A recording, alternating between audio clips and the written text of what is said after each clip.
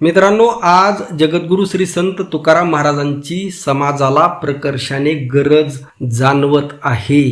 तुकाराम महाराज देवाचे भक्त होते, धर्माचं पालन करणारे होते. देव, धर्म आणि संत यासाठी तुकोबारायांनी संपूर्ण आयुष्य खर्च केलेलं आहे. पण त्याचबरोबर देव म्हणजे काय, तो कुठे शोधावा, धर्म म्हणजे काय आणि संत म्हणजे काय, हे सुद्धा तुकोबारायांनी सांगितलेलं आहे. संतांचा महिमा तो बहुदुर्गम, काय सांगू आता संतांचे उपकार, असे अनेक अभंग त्यांनी संतांची महिमा सांगणारे सांगितलेले आहेत. आपली निष्ठा फक्त त्या पांडुरंगाच्या चरणी आयुष्यभर तुकोबारायांनी वाहिलेली आहे. तुका म्हणे एक विठ्ठलची खरा, येरतो पसारा वावगाची, अशी अनेक अभंग सांगितलेले आहेत. अगदी आपलं तीर्थस्थान काय असेल तर ती केवळ आणि केवळ चंद्रभागा नदी आहे आणि बाकीच्या तीर्थांना त्यांनी दुय्यम स्थान दिलेलं आहे. विष्णुपद गया रामनाम काशी, अवघी पायापाशी विठोबाच्या. मित्रांनो, अशी अनेक उदाहरणं आहेत. तुकोबारायांनी एकीकडे संतांची मांडणी केली, देवाची मांडणी केली, धर्माची मांडणी केली, परंतु त्याचबरोबर दुसरीकडे धर्मातील पाखंडावर आपल्या शब्दांनी प्रहार केले. एकीकडे संतांचा महिमा सांगितला, त्याचबरोबर समाज कशा पद्धतीने भोंदूगिरीच्या विळख्यामध्ये गेलेला आहे हे सुद्धा मांडलेलं आहे.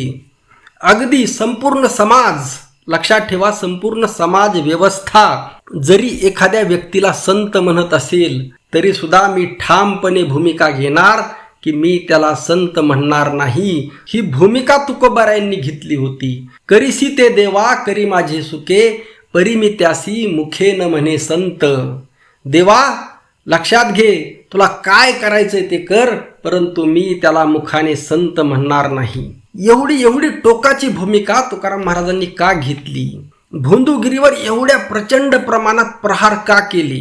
तुकाराम महाराजांनी ही शब्दाची शस्त्र घेऊन हा विलक्षण संघर्ष का केला हे अनेकांना कळलेलंच नाही. मित्रांनो, त्यांनी ही भूमिका घेतल्यामुळे त्यांना प्रचंड त्रास सहन करावा लागला.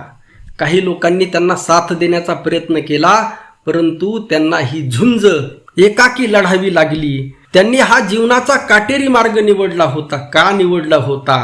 याउलट सर्वसामान्य लोकांना चाकोरीची वाट हवी असते. जे सर्वसामान्य लोक असतात त्यांना सोपी पायवाट हवी असते.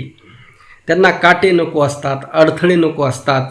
परंतु तुकाराम महाराजांनी मुद्दामहून ही वाट स्वीकारली होती. तुकाराम महाराजांना फक्त नुसतं भजनच करायचं असतं. तुका म्हणे येथे भजन प्रमाण. लक्षात घ्या, तुकाराम महाराज भजन प्रमाण मानणारे होते, भजन करणारे होते, देवाला मानणारे होते, परंतु फक्त तेवढ्यापुरते मर्यादित नव्हते. फक्त तेवढंच जर करायचं असतं तर ते वैदिक पंडितांच्या वाट्याला गेले नसते. आणि जर तुकाराम महाराज या वैदिक पंडितांच्या वाट्याला गेले नसते किंवा समाजामध्ये दिसणाऱ्या भोंदूंच्या वाट्याला गेले नसते तर ते लोक सुद्धा तुकाराम महाराजांच्या वाट्याला गेले नसते. त्यांनी खुशाल तुकोबारायांना भजन करून दिलं असतं. परंतु त्यांच्यामध्ये आणि या चतुर पंडितामध्ये तुम्हाला पावला पावलावर झालेला संघर्ष पाहायला भेटेल. अगदी तीक्ष्ण शब्दांचे बाण घेऊन फिरत असल्याचे उद्गार तुकोबारायांनी काढलेले आहेत. शब्दांची शस्त्रे परजणारा, शब्दांचे बाण घेऊन फिरणारा मनुष्य योद्धा नव्हे काय? तुकोबाराय योद्धा होते हे अनेकांना माहीतच नाही.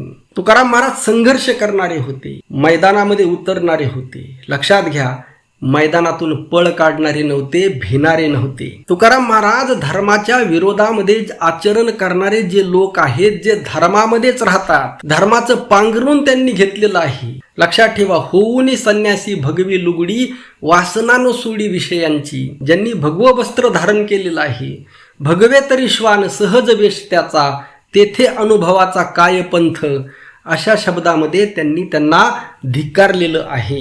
त्यांनी पाहिलं त्या काळामध्ये, तुकोबारायांनी त्या काळामध्ये पाहिलं आज ज्या पद्धतीने संपूर्ण समाज या भोंदूगिरीच्या विळख्यामध्ये अडकलेला आहे, अगदी त्याच पद्धतीने त्या काळात सुद्धा तुकोबारायांनी पाहिलं संपूर्ण समाज या मांत्रिकामध्ये, भोंदूगिरीमध्ये अडकलेला आहे. आता हा नर्मदा परिक्रमा करणारा, निर्जल पद्धतीने परिक्रमा करणारा दादा गुरु महाराज, लक्षात घ्या, हा सुद्धा स्वतःला आता मांत्रिक म्हणत आहे. मी फूक मारून सगळे आजार दूर करतो असा दावा त्याने केलेला आहे. त्याचा पुरावा म्हणून व्हिडिओ तुम्हाला या शेवटी तुम्हाला जोडतो. तो व्हिडिओच्या शेवटी तुम्हाला तो पुरावा पाहायला भेटेल. परंतु तुकोबारायांनी त्याला फटकारलेलं आहे. काळ तोंडा सुना भलते चोरुनी करी जना, धिक त्याचे साधूपण विटाळले वरते मन, मंत्र ऐसे घोकी वश व्हावे जेने लोकी. असं काही होत नसतं तुकोबारायांनी सांगितलेलं आहे.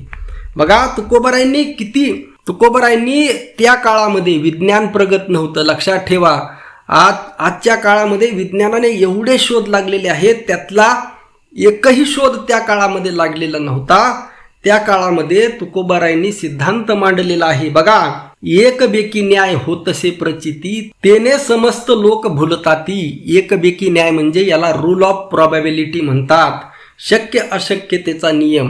काय असतं, समजा 100 लोकांना वेगवेगळ्या व्याधी झाल्या, आजार झाले. आता यातील बरेचसे आजार असे असतात की होतात, काही त्याचा कालावधी असतो आणि काही कालावधीनंतर ते ठीक होतात. आणि आजच्या काळामध्ये तरी मेडिकल आहे, दवाखाना आहे, सगळ्या उपचार पद्धती आहेत. तुकोबारायांच्या काळामध्ये तर हे काहीच नव्हतं. काही आयुर्वेदिक, काही झाडपाला हे औषधं आणि बाकीचे हे मांत्रिक तांत्रिक वगैरे हे औषधोपचार करायचे. परंतु या मांत्रिकांचा औषधोपचार तुकोबारायांनी नाकारलेला आहे. आणि तुकोबाराय म्हणतात त्यांच्याकडे जर 100 व्यक्ती गेले, लक्षात घ्या, त्यातील काही बरेचसे लोक काय असतात, आपोआप नीट होतात. मग ते एवढा प्रचार करतात, मी या फलाण्या बाबाकडे गेले, मी या फलाण्या बाबाकडे गेलो आणि माझा आजार राहिला, आणि मग त्यालाच बाकीचे लोक भुलतात. तुकोबारायांनी त्याला एकबेकी न्याय म्हटलेला आहे.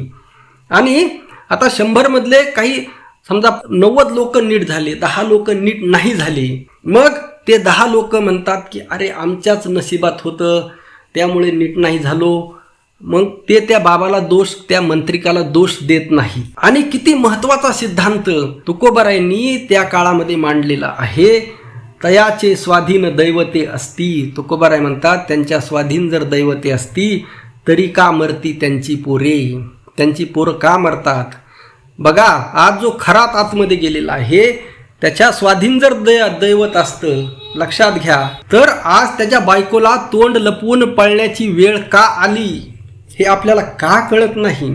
जर हा दादा गुरु भोंदू पाखंडी याच्याकडे मंत्रशक्ती आहे, त्याने दावा केलेला आहे म्हणून म्हणत आहे मी, जर याच्याकडे मंत्रशक्ती आहे तर नर्मदा नदी शुद्ध कर म्हणावं. सध्या तो महाराष्ट्रामध्ये आलेला आहे. आमचे वारकरी तुकोबारायांना सोडून त्याला भुललेले आहेत. लक्षात घ्या, आज तो आमच्या बीड जिल्ह्यामध्ये आला होता आणि बीड जिल्ह्यामध्ये आल्यानंतर वारकरी संप्रदायातील दिग्गज मंडळी, ज्यांना दिग्गज म्हणावं, ज्यांच्या खांद्यावर वारकरी संप्रदायाची धुरा आहे, असे लोक सुद्धा त्याच्या पुढे हात जोडून उभा होते. पाहिल्यानंतर एवढं दुःख वाटलं मित्रांनो, असं वाटलं हे तुकोबारायांचा पराभव करण्यासाठी तिथं गेलेले आहेत. लक्षात घ्या, हा फार मोठा अपमान आहे तुकोबारायांचा.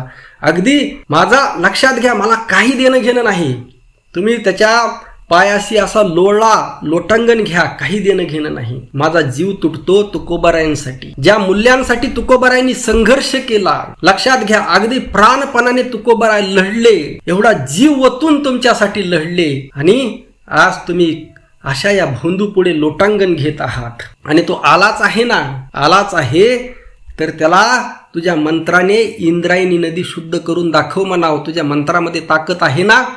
तो दावा काय करतो हे शिक्षित लोकांना पटत नाही म्हणतो. तो म्हणतो ह्या शिकलेल्या लोकांना हे पटत नाही, परंतु मी असा फू मारतो आणि सगळे आजार, सगळ्या समस्या सोडवतो. अरे मग या एक फुंकर मारून तू या समस्या सोडव ना, का सोडवत नाहीस. साधी जाऊ द्या तिकडं, लोकांच्या समस्या जाऊ द्या तिकडं खड्ड्यामध्ये, तुझ्याच्याने ते होणार सुद्धा नाही. नर्मदा नदीत शुद्ध करून दाखव. हे असा दावा करतात की 6 वर्ष झालं फक्त तळ हातावर पाणी असेल तेवढंच पाणी प्यायचं आणि त्याच्यावर दिवसभर राहायचं, आणि 6 वर्ष झालं अन्नाचा कण घेतला नाही. हा दावा अशा पद्धतीने आहे मित्रांनो. बघा, आणि पुन्हा डॉक्टरांनी याची तपासणी केली. हा डॉक्टरांच्या अंडर खाली राहिला. याचे तुम्हाला यूट्यूबवर व्हिडिओ पाहायला भेटतील. डॉक्टर याला प्रमाणित करतील. परंतु ही सगळी ठरवून केलेली सिस्टम आहे. हे लोकांच्या लक्षात कधीही येणार नाही. ज्या पद्धतीने अशोक खरात ठरवून करायचा, 20 फुटी नाक काढायचा आणि समोर बसलेल्या IAS IPS अधिकाऱ्यांना सुद्धा तो नाक खरा वाटायचा. बघा, आणि इथं तर तुम्ही सर्वसामान्य लोक आहात, लक्षात घ्या. असे अनेक आहेत. आता मागं एक प्रकरण घडलं होतं, त्याच्यावर मी व्हिडिओ बनवला होता. असे अनेक आहेत. आणि मग असं असतानाही आपण सुधारायला का तयार नाहीत, हा खरा प्रश्न आहे मित्रांनो. किती अभंग तुकोबारायांनी कमीत कमी 150 अभंग गाथेमध्ये लिहिलेले आहेत. मी त्यावर एक स्वतंत्र पुस्तिका तयार करत आहे. तुकोबारायांचे हे स्पेशल अभंग आणि त्याचे अर्थ जे भोंदूगिरीच्या विरोधामध्ये आहेत. लक्षात घ्या. गुळे माखुनिया दगड ठेविला, वरी दिसे भला लोकाचारी, अंतरी विषयाचे लागले पैपिसे, बाहेरल्या वेशे भुलवी लोका. अशा हे बाहेरल्या वेशाने तुम्हाला भुलवण्याचं काम करतात. ऐसिया दांभिका कैची हरिसेवा, नेनेची सद्भावा कोणे काळी, तुका म्हणे येणे कैसा होय संत, विटाळले चित्त काम क्रोधे. भोंदावया मीस घेऊनी संतांचे, करी कुटुंबाचे दास्य सदा, मनुष्याच्या परी बोले रावा करी, रंजवी नरनारी जगामध्ये, तिमियाचा बैल करी शिकविले, चित्रीचे बाहुले गोष्टी सांगे, तुका म्हणे देवा जळो हे महंती, लाज नाही चित्ती निघुसाते. असे अनेक अभंग आहेत मित्रांनो. कोणालाही संत म्हणू नका. आणि आपला वारकरी संप्रदाय किती महत्वाचा आहे, ज्यामध्ये सांगितलेलं आहे, विठ्ठला वाचून जे जे उपासना, अवघाची जाना संभ्रमतो. अरे भावांनो, आपल्याकडे एवढे माऊली ज्ञानोबाराय आहेत, तुकोबाराय आहेत, गाथा आहेत, ज्ञानेश्वरी आहे. 24 तास त्यांच्यासमोर डोकं ठेवून बसा, काढू नका, वर डोकं सुद्धा करू नका. एवढे पवित्र संत आहेत, एवढे महान दर्जाचे संत आहेत, आणि तेच खरे देव आहेत मित्रांनो. एवढं सगळं असताना सुद्धा तुम्हाला जर या भोंदू समोर हात जोडून उभा राहण्याची जर वेळ येत असेल, तर अशा वेळी तुकोबारायांची आठवण झाल्याशिवाय राहत नाही. आणि मग प्रश्न निर्माण होतो की तुकोबारायांचा हा संघर्ष व्यर्थ गेला की काय. अक्षरशः वारकरी संप्रदायाचं हे अधपतन पाहून मित्रांनो डोळ्यामध्ये अश्रू येतात. लक्षात घ्या, हे पाहवत नाही. फार फार फार भयानक आहे. कधी जागे होणार आहात महाराज मंडळींनो, कीर्तनकारांनो, महंत, लक्षात घ्या. गादीवर बसणारे मठाधिपती, हे सगळे तुम्ही नेमकं काय करत आहात, कोणत्या दिशेने चाललेला आहात, तुम्हाला नेमकं काय समाजाचं अधपतन तुम्ही तुमच्या हाताने करत आहात. लक्षात घ्या. तुम्हाला तुकोबारायांचं महत्त्व जर नसेल वाढवायचं, तर किमान त्यांचा असा अपमान तरी करू नका. अरे बाबांनो, आपलं तीर्थस्थान काय आहे? चंद्रभागा आहे. आपलं तीर्थस्थान काय आहे? पैठण आहे, आळंदी आहे, देहू आहे, पंढरपूर आहे. आपण दुसऱ्याला नावं ठेवत नाहीत, लक्षात घ्या. परंतु हे सगळं तुम्हाला फसवण्यासाठी निर्माण केलेलं मायाजाळ आहे. हे जे उत्तर भारतीय भोंदू कथाकार आहेत, तो पंडित मिश्रा नावाचा कोण एक कथाकार येतो, तो म्हणतो बेलाचे पान व्हा, अभ्यास करायची गरज नाही, नवस करा वगैरे. 900 सायासे कन्यापुत्र होती, तरी का करणे लागे पती. हा सिद्धांत मांडणारे तुकोबाराय तुमच्यासाठी महत्त्वाचे, की नवस सांगणारा किंवा नवसाने मुलं होतात हे सांगणारा भोंदू महत्त्वाचा. हे जर तुम्ही ठरवलं नाही, लक्षात घ्या, स्पष्ट आहे, एकीकडे महान संतांची परंपरा आहे आणि एकीकडे भोंदूंची परंपरा आहे. आणि भोंदूंच्या परंपरेमध्ये संख्या जास्त आहे. स्वतः तुकोबाराय म्हणतात, कलियुगी घरोघरी संत झाले फार, वितभर पोटासाठी हिंडती दारोदार, पोटासाठी संत झाले तर कलित बहुत. लक्षात घ्या, यांची अवस्था कशी झालेली आहे हे तुम्हाला वर तोंडाने ब्रह्मज्ञान सांगतील, हा दादागुरु ब्रह्मज्ञान सांगेल, असे तुम्हाला अनेक भेटतील, फुटाफुटावर भेटतील. मग तुम्ही म्हणतात ते संत नाही काय.